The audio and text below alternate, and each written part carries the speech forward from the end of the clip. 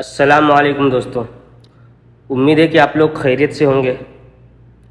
اور دوستوں، world cup شروع ہو چکا ہے انڈیا میں، اور پہلا ہی میچ دیکھ کے اس بات کا احساس ہو گیا ہے کہ اس ورلڈ کپ میں چوکوں چھکوں کی برسات ہونے والی ہے۔ کوئی تعجب نہیں کہ اس ورلڈ کپ میں 400 500 بھی رن بن جائے، اور بنے ہی نہیں بلکہ ہو سکتا ہے چیس بھی ہو جائے۔ اس بار کچھ ایسے ہی پیچز بنائے ہیں انڈیا والوں نے۔ مزہ آنے والا ہے دوستو۔ جیتے گا کون، ہارے گا کون، یہ وقت بتائے گا۔ لیکن اس سے پہلے میں اس پہ بات نہیں کرنے آیا ہوں، میں بات کرنے آیا ہوں اس چیز پہ کہ دشمن کون ہے۔ دوستو، ایک طرف جہاں پہ ہمارے پڑوسی ملک پاکستان کے کھلاڑی لوگ جب ہندوستان کی سرزمین پہ قدم رکھتے ہیں تو ہندوستان اس کا اس طرح سے سواگت کرتی ہے کہ پوری دنیا اس کو دیکھ کے حیران ہے۔ میں خود حیران ہوں، اور جن لوگوں کو ہمارے انڈیا پاکستان کے کنٹروورسی کا، ان کی آپسی حسد و بغض، دشمنی کا پتہ ہے ایک دوسرے سے، حیرانی ان کو بھی بہت ہوئی۔ لیکن تکلیف یہ نہیں ہے، بلکہ اسے دیکھ کے بہت خوشی ہوئی۔ یہ لگا کہ ابھی بھی ہندوستان نے دکھایا کہ ابھی بھی تمہارے لیے ہمارے دلوں میں بہت جگہ ہے، ابھی بھی تم ہمارے لیے بہت خاص ہو۔ لیکن پتہ ہے تکلیف کب ہوتی ہے، غصہ کب آتا ہے، دل کب ٹوٹتا ہے؟ جب اسی پڑوسی ملک کا ایک کھلاڑی جو دنیا کا سب سے بڑا فاسٹ بولر مانا جاتا ہے، لیکن اس کی صرف یہی ایک خوبی ہے کہ اس کی گیندیں بہت تیز ہوا کرتی تھیں، ورنہ اگر یہ دیکھا جائے کہ وہ بولر کس ٹائپ کا تھا تو بتاتا ہوں، دیکھا ہوگا کہ جتنی تیز اس کی بالیں آتی تھی اس سے کہیں تیزی سے زیادہ سچن تندولکر مثال کے طور پہ، اس سے کہیں زیادہ تیزی سے وہ وکٹ کیپر کے اوپر سے اڑتی ہوئی گیند باؤنڈری کے باہر دکھائی دیتی تھی۔ خاصیت صرف اتنی ہی تھی کہ وہ بہت تیز بالر تھا، اور کبھی کبھی وہ آ کے میڈیا میں تعریف بھی کرتا ہے، وراٹ کوہلی کی کبھی کرتا ہے، کبھی کچھ کرتا ہے، لیکن پتہ ہے دل کب ٹوٹتا ہے؟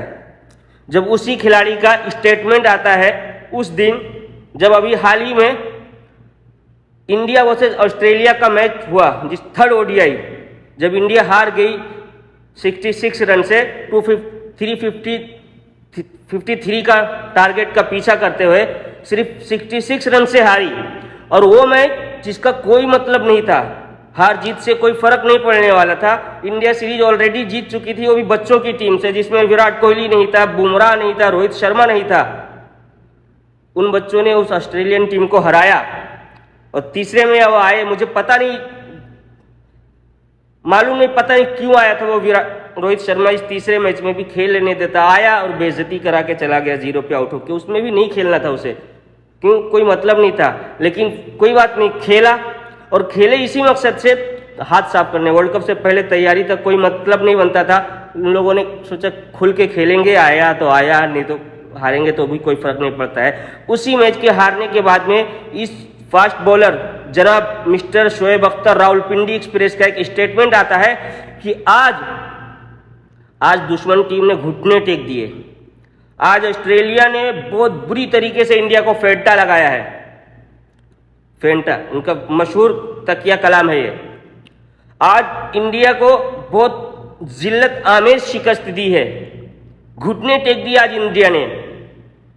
تکلیف تب ہوتی ہے، دل تب ٹوٹتا ہے، اس لیے ٹوٹتا ہے ان کی سوچ کے اوپر کیا سوچ ہے ان کی، کس قسم کے آدمی ہے یہ، ان کے اس اسٹیٹمنٹ سے درشاتا ہے کہ یہ کیا سوچتے ہیں ہمارے بارے میں۔ اور جس شکست کو یہ ذلت آمیز شکست کہہ رہے ہیں، میں بتاتا ہوں ذلت آمیز شکست کیا ہوتی ہے۔ ذلت آمیز شکست وہ ہوتی ہے کہ جب اسی ایشیا کپ میں پاکستانی پوری ٹیم کو 128 پہ آل آؤٹ کر کے انڈیا نے 228 رن سے تمہارے تاریخ کی سب سے ذلت آمیز شکست دی، اس کو کہتے ہیں فینٹا لگانا۔ وہ ہوتی ہے ذلت آمیز شکست، وہ ہوتا ہے گھٹنوں پہ آ جانے والی ہار۔ اور یہ کہتے ہیں انڈیا نے آج آسٹریلیا کے سامنے گھٹنے ٹیک دیے. ذلت آمیز شکست اس کو کہتے ہیں جو ابھی کچھ ہی مہینوں پہلے جب وراٹ کوہلی اپنی فارم میں واپس آیا اور حارث رؤف تمہارے خاص بولروں میں سے ابھی حال ہی کے ٹائم کے, ان کو لاسٹ کے اوورز میں 2 چھکے ایسے مارے جو وراٹ نے شاید اپنی لائف میں کبھی ایسے شاٹس نہیں کھیلے ہوں گے, اور تمہارے جبڑے سے اس میچ کو کھینچ لیا. ذلت آمیز شکست اس کو کہتے ہیں. یہیں پہ بس نہیں ہوا دوست, تکلیف ہوئی ہے اس لیے کہہ رہا ہوں. باقی میرے بہت سارے پاکستانی دوست بھی ہیں, ایسا نہیں کہتے ہیں, لیکن جو کہہ رہا ہے اس کی بات کروں گا. اور تکلیف اس بات پہ ہوئی, لفظ دشمن. ایک طرف ذکا اشرف صاحب بھی دشمن کہہ کے پکار رہے ہیں ہماری ٹیم کو, ہم کو. اور اس سے تھوڑا اور پیچھے جائیے, جب فائنل تھا ایشیا کپ کا شری لنکا ورسز انڈیا, اس دن کچھ یوٹیوبرز میچ سے پہلے پبلک کے درمیان جاتے ہیں جن کو اپنی دکانیں چلانی ہوتی ہے, کچھ یوٹیوبرز جو اس کرکٹس کے اوپر اور یہ لوگوں کے اوپر باتیں کرتے ہیں, وہ عوام کی رائے جاننے کے لیے جب گئے, پوچھتے ہیں ان سے کہ ہاں دوستو کیا لگتا ہے, کیا چاہتے ہو آج کون جیتے, شری لنکا یا انڈیا؟ پتہ ہے جواب کیا آتا ہے؟ جواب آتا ہے کہ آج تو دشمن ٹیم ہارے گی, آج ہندوستان ہارے گی. الحمدللہ اور ماشاء اللہ الحمدللہ یہی لفظ تھے, سبحان اللہ. آج انڈیا ہارے گی, بری طریقے سے ہارے گی. ہم کبھی نہیں چاہیں گے کہ ہماری دشمن ٹیم جیتے. افسوس تب ہوتا ہے, تکلیف تب ہوتی ہے, دل تب ٹوٹتا ہے. تم سے اگر ہارتے, تم سے میچ ہوتا, تم کچھ بھی کہتے, اتنا فرق نہیں پڑتا. لیکن جب کسی اور سے ہو رہا ہے اور تب تم کہتے ہو کہ الحمدللہ ماشاء اللہ آج انڈیا ہارے گی, آج دشمن ہارے گی, تب تکلیف ہوتا ہے تمہاری سوچ پہ, تب تکلیف ہوتی ہے تمہارے دلوں کے اندر بھرے ہوئے اس غبار کو دیکھ کے جس کو تم دشمن کہتے ہو. اور ایک طرف انڈیا میں آج حقیقت بتا رہا ہوں دوستو, جو میں نے تجربہ کیا ہے انڈیا میں رہ کے, میں جب سے کرکٹ دیکھ رہا ہوں, جس دن انڈیا اور پاکستان کا میچ ہوتا ہے نا دوستو, اس دن ٹی وی کے سامنے بیٹھے ہوئے 100 میں سے 20 انڈین مسلم بیٹھے ہوئے پاکستان کی دعا کر رہے ہوتے ہیں انڈیا میں بیٹھ کے کہ یا اللہ پاکستان کو جتا دے. یہ ہوتا ہے ہندوستانیوں کا جذبہ اس دن. حالانکہ مجھے یہ بہت برا لگتا ہے, کیونکہ یہ کوئی جنگ نہیں ہے, یہ حق اور باطل کی لڑائی نہیں ہے کہ اس میں تم پاکستان کا سپورٹ کرو. تم انڈین ہو, انڈین کو سپورٹ کرو بھائی. اگر اور یہ اسلام بھی یہی سکھاتا ہے کہ جس دیش میں رہتے ہو, جس کا کھاتے ہو, اس کی گن گاؤ. کسی پاکستانی کو آج تک دیکھا ہے کہ وہ انڈیا اور پاکستان کا میچ ہو اور وہ کہے انڈیا آج میچ جیت جائے؟ کبھی نہیں. لیکن یہ ہمارے انڈین مسلم ایسے ہیں جو اس دن بیٹھ کے پاکستان کی دعائیں کرتے ہیں. میرے اپنے دو ٹیم میں جن کے ساتھ میں کرکٹ کھیلا کرتا تھا کچھ سال پہلے تک, جب میں سعودی نہیں آیا تھا, ان میں 2-3 بندے ایسے تھے, میرے اپنے گاؤں کے دوست بھی ہیں, پڑوسی بھی ہیں, ان میں سے 2-3 لڑکے پاکستان ٹیم کی جیت کی سپورٹ کرتے تھے. اور صرف یہی نہیں کہ جب وہ انڈیا پاکستان کا میچ ہو, وہ کسی بھی ان کی ٹیم ہی, مطلب سمجھو پاکستان, انڈیا کی ٹیم ان کی ٹیم نہیں ہے. وہ ایسے ہیں کچھ جو کسی بھی ہارے وہ انڈیا کی ہار پہ بھی خوش ہوتے ہیں, ایسے بھی ہیں لوگ. وہ پھر وہ پاکستان کے ٹیم کا کسی بھی الگ کنٹری سے میچ ہو, وہ پاکستان کا ہی سپورٹ کرتے ہیں. اور ایک طرف تم ہو, ایک طرف پاکستانی عوام ہے. سب کی بات نہیں کروں گا لیکن ہے کچھ, لیکن ہو تو ہم ان کو بھی دیکھتے ہیں جو اچھی باتیں کرتے ہیں, ان کو بھی دیکھتے ہیں جو برا کہتے ہیں. میں کسی ملک کو برا نہیں کہہ رہا ہوں, لوگ برے ہوتے ہیں. زمانہ برا نہیں ہوتا ہے, کنٹری بری نہیں ہوتی ہے, لوگ برے ہوتے ہیں. ایک طرف ایسی باتیں آتی ہیں. اور تکلیف پتہ ہے کب ہوتا ہے؟ 1 سال پیچھے جاتا ہوں, جب انڈیا پتہ نہیں وہ چیمپئن ٹرافی تھا یا T20 ورلڈ کپ تھا, انڈیا کوالیفائی مطلب سپر 4 سے پہلے ہی باہر ہو گئی تھی, اور سیمی فائنل کا میچ تھا, پاکستان ورسز انگلینڈ تھا یا آسٹریلیا, ٹھیک طریقے سے یاد نہیں ہے. اس میں میرا ایک پاکستانی دوست جو ہمارے ساتھ میں رہتا ہے, کام کرتا ہے, ہم ساتھ میں اٹھتے بیٹھتے ہیں, کھاتے پیتے ہیں. اس دن میں نے اتفاق سے اچانک یہی پوچھ لیا کہ یار چل انڈیا ہار گئی ہے یار, انڈیا باہر ہو گئی, آج انڈیا پاکستان کا میچ ہے, لیکن سپوز مثال کے طور پہ تو یہ بتا کہ اگر یہاں پہ پاکستانی ٹیم نہیں ہوتی اس میچ میں اور انڈیا اس یہاں پہ کھیل رہی ہوتی اور اس انڈیا کے اگینسٹ آسٹریلیا یا انگلینڈ یا کوئی بھی الگ ٹیم ہوتی تو اس دن کس کا سپورٹ کرتا؟ پتہ ہے اس کا جواب کیا ہوتا ہے؟ انگلینڈ کا کرتا، آسٹریلیا کا کرتا، انڈیا کا نہیں کرتا۔ تکلیف تب ہوئی اور بہت ہوئی، میں چپ رہا، کچھ نہیں بولا، لیکن تب اس کی سوچ پہ تب بھی مجھے افسوس ہوا، دل تب ٹوٹا۔ اور پوچھا بھی کیوں تو پتہ کیا بولتا ہے؟ کیونکہ وہاں ہندو رہتے ہیں، دشمن ہیں۔ تو آج دوستو اصل ٹاپک پہ اب آتا ہوں، میں بتانا چاہتا ہوں کہ دشمن کون ہے اور ہم دشمن کسے سمجھ رہے ہیں،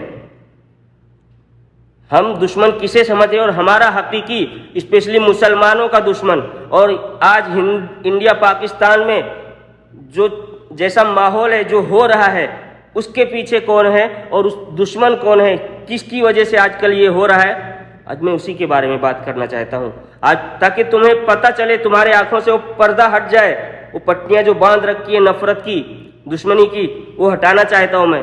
شاید یہ کام میرا نہیں تھا، ہمارے مولویوں کا تھا، جو بتائیں کہ ہمارے اسلام کے ہمارے دشمن کون ہیں، لیکن وہ کچھ اور کر رہے ہیں۔ وہ کیا کر رہے ہیں وہ میں بعد میں بتاؤں گا، لیکن فی الحال ایک سوال پوچھنا چاہتا ہوں میں تم سے کہ ہمیں برسوں تک لوٹا کس نے؟ ہمیں برسوں تک غلام بنا کے رکھا کس نے؟ ہمارے اپنے ملک میں ہمیں در در کی ٹھوکریں کھانے پہ مجبور کیا کس نے؟ انگریزوں نے، یہودیوں نے، نصرانیوں نے، وہ سارے کے سارے، چاہے وہ امریکن ہوں، انگلینڈ والے ہوں، جتنے بھی گورے ہیں نا، وہ اسی میں ہیں، عیسائی ہوں یا یہودی ہوں، یہ سب اسی کے، یہ سب مل کے ایک محاذ بنا کے رکھا ہے آپس میں مل کے اسلام کے خلاف۔ وہ ہے ہمارے دشمن۔ اور دشمن کیوں ہے؟ کس لیے؟ کچھ لوگوں کے دماغ میں یہ سوال آئے گا جن کو اسلام کے بارے میں اور ان کے بارے میں نہیں پتا ہے، ان کے دماغ میں یہ سوال آئے گا کہ وہ کیوں ہمارے دشمن ہیں؟ وہ جب تھے ٹھیک ہے، چلے گئے، اب ان کے دل میں ہمارے لیے کچھ نہیں ہے۔ غلط سوچتے ہو تم۔ لیکن اس سے پہلے میں تم سے ایک سوال پوچھنا چاہتا ہوں کہ آخر یہ ہندوستان میں آئے کیوں تھے؟ یہ انگریز ہندوستان میں اتنے سالوں تک راج کیوں کیا؟ ان کا آنے کا مقصد کیا تھا؟ کیا وہ لوگ یہاں پہ حکومت کرنے آئے تھے؟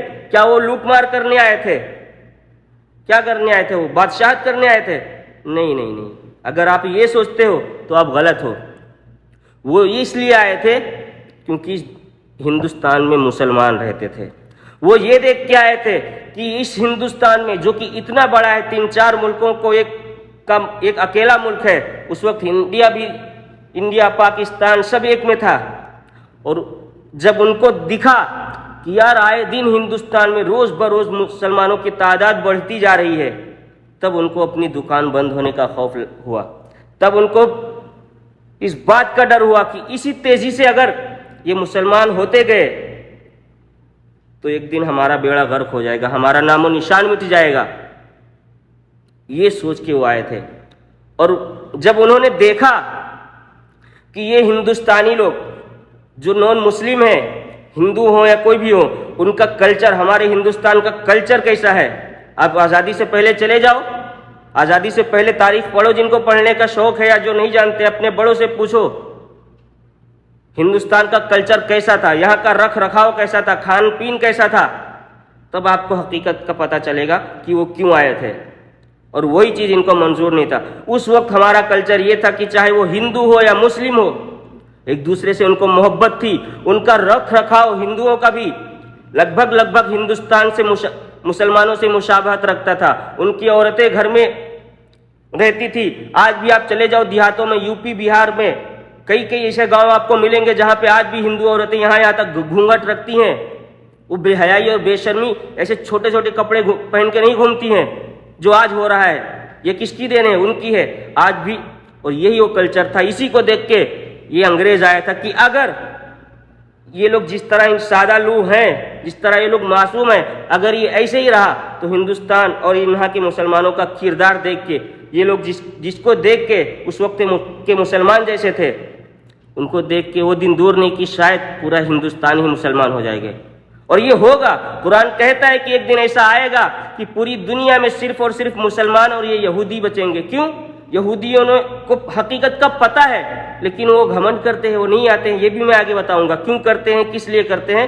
لیکن قرآن یہ کیونکہ دوستو اسلام کہتا ہے کہ ایک دن آئے گا کہ پوری دنیا میں مسلمان ہوں گے اور یہودی ہوں گے. یہودی اسلام کبھی قبول نہیں کریں گے، باقی ہندوستان اور یہ تلوار کی نوک پہ نہیں ہوں گے. یہ جب ہوگا جب عیسیٰ علیہ السلام آئیں گے، جب امام مہدی کا ظہور ہوگا، اس وقت جب ان کے اوپر حقیقت آیا ہوگی تو سارے کے سارے لوگ ایمان لے آئیں گے. لیکن یہ یہودی تب بھی نہیں لائیں گے. کیوں؟ ان کو آج بھی پتہ ہے کہ حقیقت کیا ہے. یہ کتاب والے نے، اللہ تعالیٰ نے ان کے اوپر بھی کتابیں اتاری تھی، لیکن آج ان لوگوں نے ان کتابوں میں رد و بدل کر دیا ہے. اس وقت کے لوگ جو یہودی ہوا کرتے تھے، یہ دیکھ کے ان کو گھمنڈ تھا. کہ کیوں گھمنڈ تھا، کس لیے تھا، یہ بھی میں بتاؤں گا. لیکن یہی دیکھ کے جب دیکھا کہ یار اگر یہ لوگ اپنے پہ ٹکے رہے، مسلمانوں کا یہی حال، ان کے آپس کی محبت ایسا ہی رہا، تو یہ ایک دن مسلمان ہو جائیں گے. پھر ہم دنیا میں کہیں سر چھپانے کے قابل نہیں رہیں گے، کہیں سر نہیں چھپا سکتے ہیں. یہ دیکھا جب انہوں نے نا، تب یہ دونوں آپس میں مل گئے، یہودی عیسائی سب.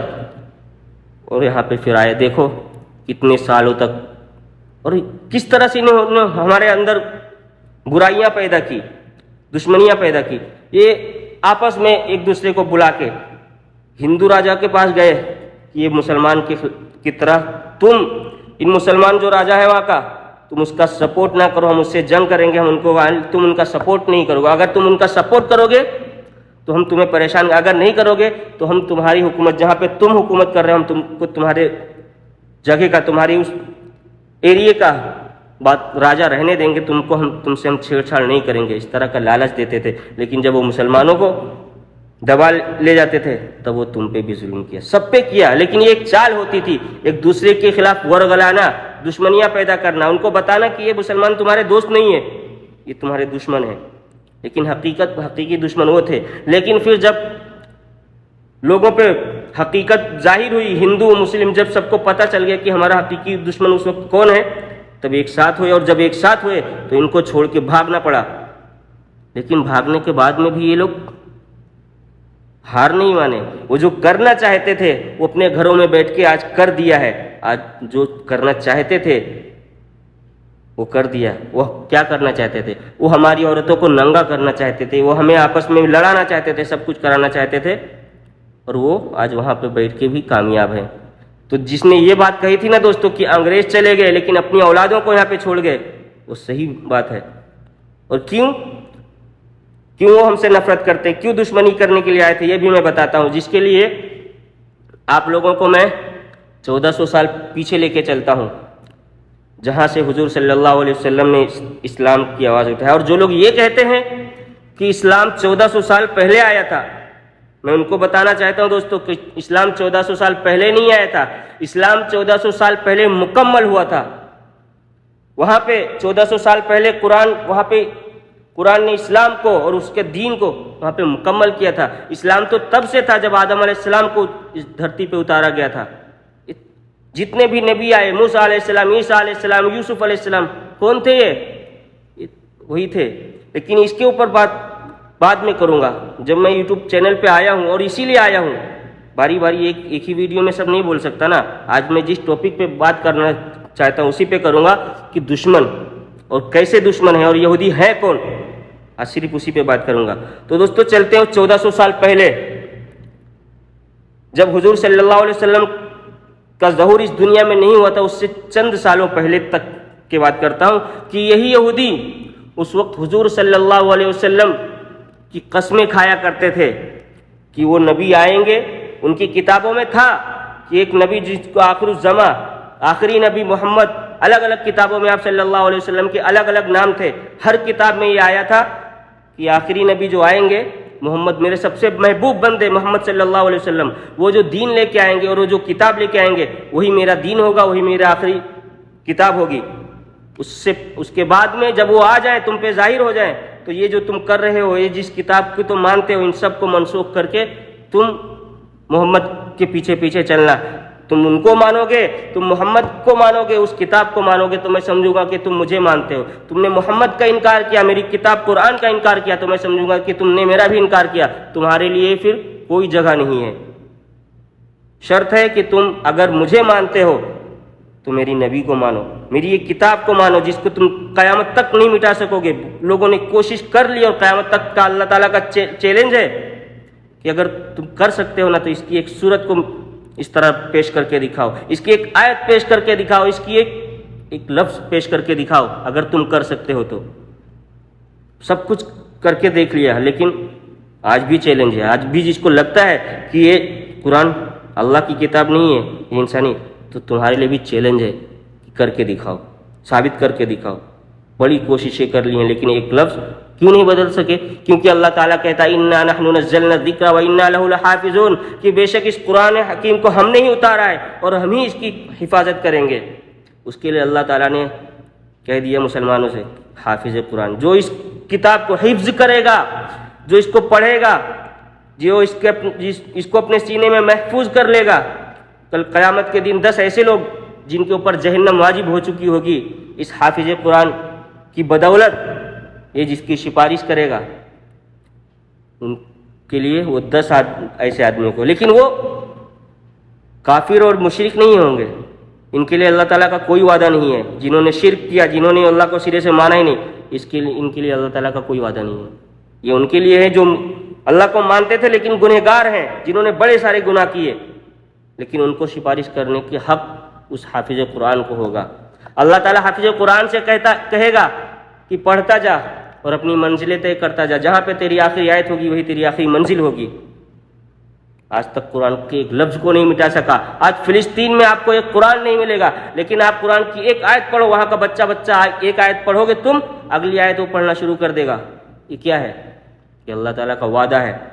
اور پھر بتاتا ہوں کہ دشمن یہ یہودی اس وقت جب آپ کا صلی اللہ علیہ وسلم کا ظہور نہیں ہوا تھا، یہ آپ کے نام کی قسمیں کھایا کرتے تھے، یہ آپ کا وسیلہ لے کے لوگوں سے مدد مانگا کرتے تھے، آپ کا وسیلہ لے کے دعائیں کرتے تھے اور اللہ تعالیٰ ان کی دعائیں سنتا تھا۔ لیکن جب حضور پاک صلی اللہ علیہ وسلم کا ظہور ہوا، یہ کمبخت مکر گئے، ہم نہیں مانیں گے محمد کو۔ کیوں نہیں مانیں گے؟ یہ بھی سنو۔ کیونکہ دوستو یہ یہودی قوم جو ہے یہ بہت بغض و عداوت حسد والی قوم ہے، بہت گندی قوم ہے۔ اس کو زیادہ کڑوا بولوں گا تو پھر سے ہو سکتا ہے کہ اسٹرائک آ جائے، 2 اسٹرائک میرے چینل پہ آلریڈی آ چکے ہیں۔ زیادہ کڑوا نہیں بولوں گا، لیکن ایک بات بتانا چاہتا ہوں میں کہ ان لوگوں نے انکار کیوں کیا؟ ان لوگوں نے انکار اس لیے کیا کیونکہ اس سے پہلے زیادہ تر نبی انہی کے قوموں میں آئے تھے، ان یہودیوں میں ہی آئے تھے۔ کیوں؟ یہ سب سے زیادہ سرکش ہی ہوا کرتے تھے۔ ان لوگوں نے جب بہت سرکشی کی، جب اپنے نبی کی بات نہیں مانی، اللہ تعالیٰ نے ان کو سور اور بندر بنا دیا۔ ان لوگوں نے جب مرد اور مرد میں زنا اختیار کیا، تب اللہ تعالیٰ نے ان کی پوری بستیوں کو تہس نہس کر دیا، الٹ پلٹ دیا۔ ان لوگوں نے جب نہیں مانا اللہ کو اور پھر سے عداوت کی، کیا نہیں کیا ان کے اللہ تعالیٰ نے۔ لیکن یہ تو دوستو آج ہم ان سے بھی زیادہ بڑے بڑے گناہ کر رہے ہیں، لیکن یہ ہمارے پیارے نبی صلی اللہ علیہ وسلم کی دعاؤں کا اثر ہے کہ آج ہم پہ عذاب نہیں آتا۔ انہوں نے دعا کیا تھا کہ اللہ میری امت کو اس طرح کے عذاب مت دینا جیسا کہ تو نے پہلے کی امتوں پہ دیا ہے۔ یہ ان دعاؤں کی برکت ہے دوستو، نہیں تو ہم کب کے زمین کے نیچے سو رہے ہو، تہس نہس ہو گئے ہوتے، کیونکہ ان لوگوں نے کوئی چوری نہیں کی تھی، ڈکیتی نہیں کی تھی، بہت صرف ایک اللہ کا انکار کیا تھا اور ان کی سزا یہ تھی۔ آج ہم لوگ کون سا ایسا گناہ ہے جو نہیں کرتے ہیں، اور کیوں یہ لوگ ہم سے نفرت کرتے ہیں مسلمانوں سے، یہ بھی میں بتاؤں گا۔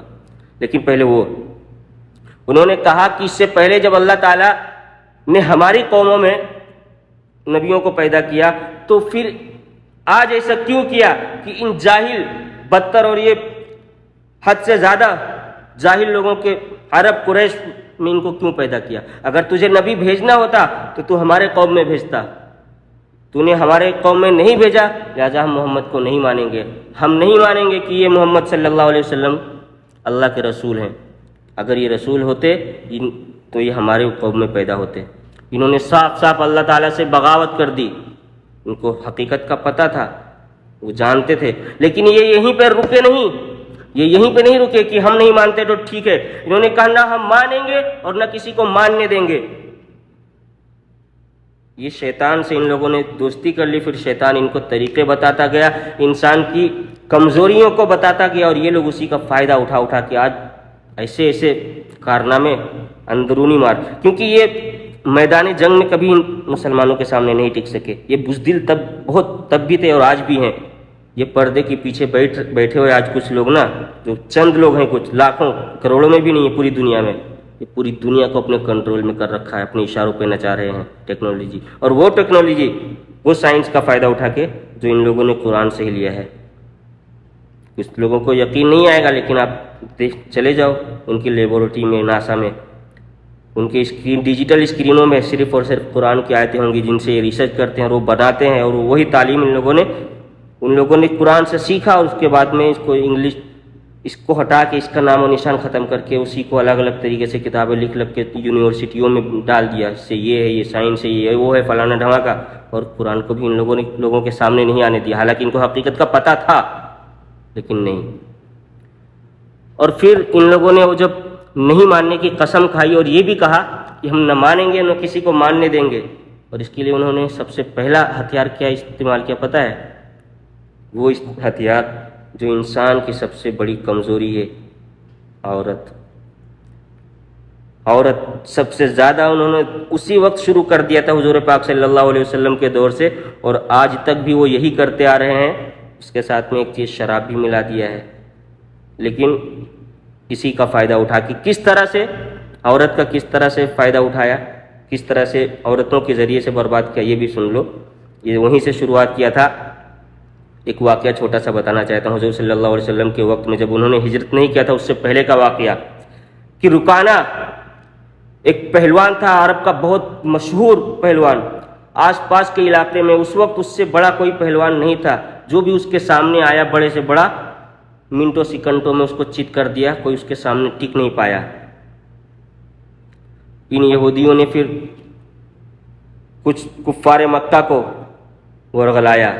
ان کے دلوں میں جو اسلام نہیں قبول کر رہے تھے, اسلام کے پیچھے پیچھے لگے ہوئے تھے, کسی طرح سے مسلمانوں کو جو چند ایمان لے کے آئے تھے ان کو پریشان کرنے کے لیے, حضور صلی اللہ علیہ وسلم کو پریشان کرنے کے لیے, ان لوگوں نے کچھ قریش کے سرداروں کو جمع کیا اور کہا کہ تم رکانہ پہلوان کو تیار کراؤ, جو کہ حضور صلی اللہ علیہ وسلم کا چچا ہے, تیار کراؤ اس بات کے لیے کہ وہ محمد صلی اللہ علیہ وسلم کو اکھاڑے میں کشتی کی دعوت دے, چیلنج کرے اس کو, اور وہ ہرائے. وہ چیلنج کرے کہ محمد اگر تم مجھے ہرا دو گے تو میں اسلام قبول کر لوں گا, لیکن اگر ہار گئے تو تم آج سے یہ جو تبلیغ کا کام ہے, یہ جو تم ہمارے بتوں کی توہین کرتے ہو, اس سے باز آ جاؤ گے.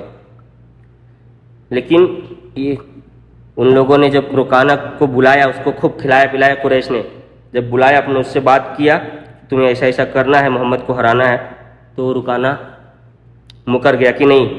ایک تو یہ وجہ ہے کہ وہ بہت کمزور ہے, وہ میرا بھتیجا ہے, یہ الگ بات ہے, وہ جو کر رہا ہے میں اس کو نہیں مانتا ہوں, لیکن میں اپنے سے کمزوروں سے لڑنا پسند نہیں کرتا ہوں, میں اس سے نہیں لڑوں گا. ان لوگوں کی یہ بات اس نے نہیں سنی. یہ لوگ آگے کا اگلا پلان بی یہ بنایا کہ ایک دن رکانہ مکہ کی ایک گلی سے گزر رہا تھا.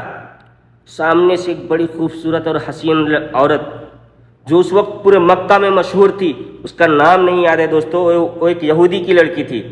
انہوں نے ہی اس کو بھیجا تھا اس کام کے لیے, کیونکہ دوستو مجھے نام نہیں یاد رہتے, یہی میری مشکل ہے. مجھے ان کے کارنامے یاد رہ جاتے ہیں لیکن جلدی نام نہیں یاد رہتے, اور نام بھی پتہ نہیں کیسے کیسے ہے نا, اس کے لیے نہیں یاد ہوتے. شری لنکا والوں کے نام میرے زبان پہ نہیں آتا ہے آج تک کا, پتہ نہیں کیسے اٹا پٹو اور ہوتا ہے اسی طرح سے. تو وہ عورت ادھر سے رکانہ گزر رہا ہے, ادھر سے وہ یہودی عورت بڑی خوبصورت تھی, وہ مسکراتے ہوئے سامنے سے آ رہی ہے رکانہ کو دیکھ کے. جب رکانہ پہلوان نے دیکھا کہ یہ مجھے دیکھ کے مسکرا رہی ہے, چنانچہ وہ اس کا راستہ روک کے کھڑا ہو گیا اور اس سے پوچھا کہ کیا تجھے پتہ ہے کہ جب کوئی عورت کسی مرد کو دیکھ کے مسکراتی ہے اس کا مطلب کیا ہوتا ہے؟ اس نے کہا اس کا مطلب یہ ہوتا ہے کہ وہ عورت اس کو چاہتی ہے, اس سے محبت کرتی ہے. تو بھائی رکانہ کے دل کے تار ہلے.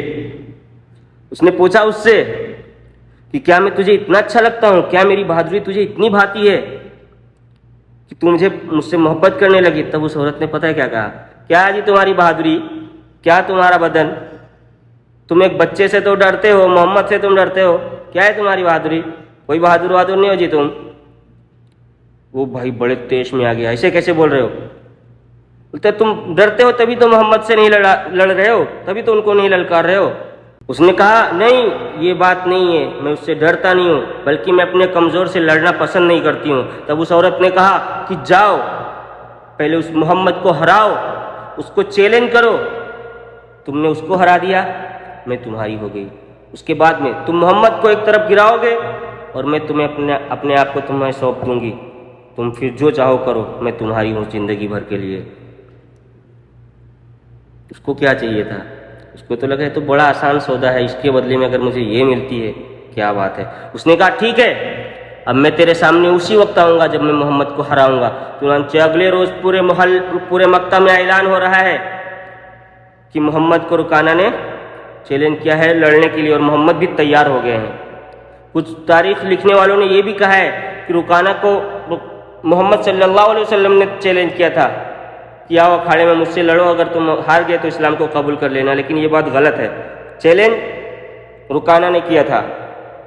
تب حضور صلی اللہ علیہ وسلم سے جب لوگوں نے کہا کہ مکہ میں ایسا اعلان ہو رہا ہے, تو انہوں نے کہا ٹھیک ہے لڑوں گا. جب یہ بات پھیل گئی پورے مکہ میں, تو جب حضور صلی اللہ علیہ وسلم نے رکانہ کو بلایا اور کہا کہ دیکھو چچا, یہ جو جنگ ہوگی نا, یہ جو تم نے مجھے للکارا ہے, یہ ایک چچا اور بھتیجے کی جنگ نہیں ہوگی, یہ ایک سچ اور جھوٹ کی جنگ ہوگی, یہ ایک کافر اور ایک مسلمان کی جنگ ہوگی. اور اگر تم ہارے تو تم کو اسلام قبول کرنا ہوگا, اور اگر میں ہار گیا تو میں نبوت سے انکار کر دوں گا, میں جو تم کو روزانہ تبلیغ کرتا ہوں میں بند کر دوں گا. اس نے کہا ہاں ٹھیک ہے, منظور ہے. دوستو وہ دن بھی آتا ہے, پورا مکہ جمع ہوتا ہے, اور ساتھ میں وہ لوگ بھی آتے ہیں, کچھ چند لوگ جو صحابہ کرام بن چکے تھے اس وقت, جنہوں نے حضور صلی اللہ علیہ وسلم کے دین کو مان لیا تھا, اسلام قبول کر لیا تھا, اللہ تعالیٰ کا لا الہ الا اللہ محمد رسول اللہ صلی اللہ علیہ وسلم ایک کلمہ پڑھ لیا تھا. وہ لوگ بھی آئے اور اپنے ساتھ میں تلواریں بھی لیتے ہوئے آئے اور آگے آ کے کھڑے ہو گئے, کیونکہ ان کو شک تھا کہ کہیں یہ اسی بہانے حضور صلی اللہ علیہ وسلم کو قتل تو نہیں کرنا چاہتے. چنانچہ وہ لوگ پوری تیاری سے آئے, اور پھر جب اکھاڑے میں دونوں آتے ہیں محمد صلی اللہ علیہ وسلم اور رکانہ چاروں طرف اس طرح سے گھومتا ہے جیسے کہ ایک بھیڑیے کو دیکھ کے ایک شیر اپنے شکار کو گھورتا ہے, اور دیکھتا ہے کہ ابھی چند سنکٹوں میں پلک جھپکتے ہی اس کو ختم کر دے گا. لیکن پھر دنیا نے ایک منظر دیکھا, انہیں پتہ ہی نہیں چلا کہ کب محمد صلی اللہ علیہ وسلم نے اس رکانہ پہلوان کو اپنے سے اوپر, سر سے اوپر اٹھایا اور زمین پہ دے مارا. اب رکانہ ایک دم ہکا بکا, اور اس کے بعد میں اور زیادہ تیز میں آ کے اٹھا, اور پھر اس نے حملہ کیا. پھر حضور صلی اللہ علیہ وسلم نے اس کو وہی حال کیا, اٹھایا. تیسری بار میں جب مسلمان لوگ نعرے تکبیر اللہ اکبر کا نعرہ لگانے لگے اور کفار ایک دم سن ہو گئے, یہ کیا ہو گیا, محمد اس کو ہرا دیا. لیکن پھر وہ تیسری بار اٹھا, اور پھر تیسری بار اٹھا, پھر اس کا وہی حال ہوا. اب اتنا بڑا بدن والا, آپ خلی کو دیکھ لو, جب تک لڑتا تھا ایک بار اس کو گرا لیا لوگوں نے, پھر وہ نہیں اٹھ سکتا تھا. بھاری بدن والوں کا یہ ہوتا ہے. وہ جب تیسری بار اٹھا تو ایک گینڈے جیسی بدن رکھنے والا وہ اٹھنے کے قابل نہیں رہا, اور پھر جب اٹھا اور وہ میدان چھوڑ کے بھاگا ڈر کے مارے, تب حضور صلی اللہ علیہ وسلم نے اس کو للکارا کہ کہا تم اپنا وعدہ پورا کرو, اپنا وعدہ پورا کرو جو تم نے کہا تھا. لیکن وہ مکر گیا, اس نے وعدہ پورا نہیں کیا اور وہ بھاگ گیا. دوستو یہاں اس واقعہ کو سنانے کا مقصد تھا کہ اس عورت نے, جس کو کوئی نہیں منا سکتا تھا, اس عورت نے وہ کام کر کے دکھا دیا, اور پھر اسی چیز کا استعمال کر کے ان لوگوں نے آج تک لوگوں کو آج دیکھ لو, اسی پہ آتا ہوں, فون انڈسٹری کیا کیا نہیں کیا. لیکن اب بات آتی ہے یہ کہ میں نے جو یہ کہا نا کہ ہندوستان اور ان کا یہ حال ایسے ہوا کیوں ہوا, اس پہ بھی آتا ہوں. دوستوں آپ نے دیکھا ہوگا کچھ سال پہلے جب فلمیں بننا شروع ہو گئی تھی, لیکن فلموں کا آغاز کس نے کیا تھا, یہ ان لوگوں نے ہی شروع کیا تھا. ٹی وی بنایا, سب کچھ کیا. پہلے ان لوگوں نے اپنے ٹی ویوں پہ نیوز دنیا بھر کی خبریں دکھانی شروع کی. اس کے بعد میں پھر ان لوگوں نے اینیملس اور ڈسکوری ٹائپ کی فلمیں بنائیں. اس کے بعد میں پھر یہ آ گئی انسانوں کے اوپر, اس پہ بھی بنانے لگے. کچھ لو اسٹوریز, ٹائٹینک, یہ سب بنائے. اس میں بھی دھیرے دھیرے دیکھو, اس میں بھی اپنی عورت کو ننگا کر دیا ہیروئنوں کو. اور اس کے بعد کچھ سالوں کے بعد میں پھر ہمارے ہندوستانیوں میں بھی ان کو دیکھ کے کیڑا پیدا ہوا, یار یہ لوگ کر سکتے ہیں ایسا تو ہم کیوں نہیں کر سکتے تھے. انہوں نے بھی بلیک اینڈ وائٹ میں شروع کیا, لیکن اس وقت کی فلمیں یہ ایسے نہیں ہوتی تھی, ان میں کچھ اسٹوریاں ہوتی تھی, کچھ اچھی باتیں ہوتی تھی, دکھایا جاتا تھا اچھی اچھی چیزیں, بے شرمی بے حیائی نہیں ہوتی تھی. وہ ایسی فلمیں ہوتی تھی کہ باپ بیٹی بہن سب ایک ساتھ میں بیٹھ کے گھروں میں دیکھ لیں. لیکن ان کا یہ مقصد تھوڑی نہ تھا انگریزوں کا کہ یہ صرف یہیں تک کا, ان کو تو ننگا کرنا تھا نا. اور ننگا کرنے کے لیے کیا کرنا ہوتا ہے کہ اگر میں تم سے کہوں, اگر میں کسی سے یہ کہوں کہ بھائی ننگا ہو کے دکھا مجھے, وہ ننگا نہیں ہوگا. لیکن وہ ننگا کب ہوگا؟ جب میں خود ننگا ہو جاؤں گا. میں پہلے ننگا ہوں گا, اس کے بعد میں بولوں گا کہ بھائی اب تو ہو گیا, اب کیا شرم, تو وہ بھی ننگا ہو جائے گا. یہی والا ہتھیار انہوں نے آزمایا. یہ پہلے خود اپنی فلموں میں دھیرے دھیرے بولڈ سینس لانا شروع کیا, کپڑے دھیرے دھیرے چھوٹے کرنا شروع کیے. بالی ووڈ والوں نے بھی دیکھا, وہاں سے بھی ان لوگوں نے یار یہ تو فیشن ہے, دیکھو کیسی اچھی لگتی ہے اس میں ایسے.